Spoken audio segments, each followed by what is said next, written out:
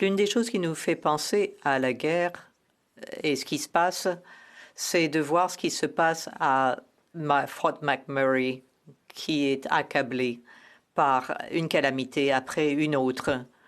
Le recul économique, le virus, maintenant les inondations.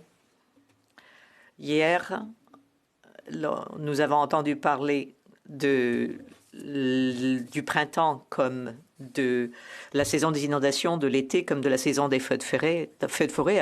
Avant cela, on parlait simplement de printemps et d'été.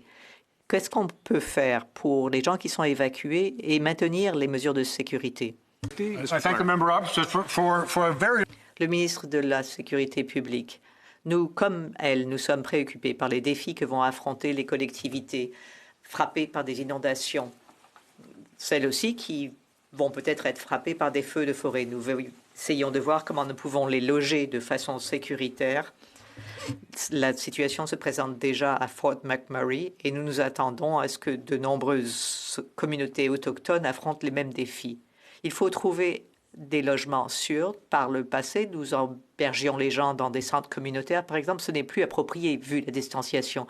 Nous nous penchons avec nos homologues provinciaux et territoriaux sur les façons dont nous pouvons loger ces gens dans ce type de situation, inondation, feu de forêt.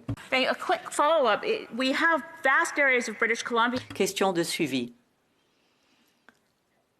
Nous avons eu des vastes zones de Colombie-Britannique qui ont été frappées par des feux de forêt. On n'y a rien replanté. Il y a la déforestation amène une érosion des sols. Les libéraux ont parlé d'un programme de plantation d'arbres. Est-ce que cela pourrait être une des mesures d'adaptation pour empêcher les inondations? Le ministre de la Sécurité publique, excellente recommandation. En fait, nous sommes en discussion avec nos homologues provinciaux. Nous avons discuté de programmes d'infrastructure dans lesquels nous sommes prêts à investir pour tâcher d'atténuer et de prévenir ce type de tragédie. Et oui, le reboisement pourrait être utile.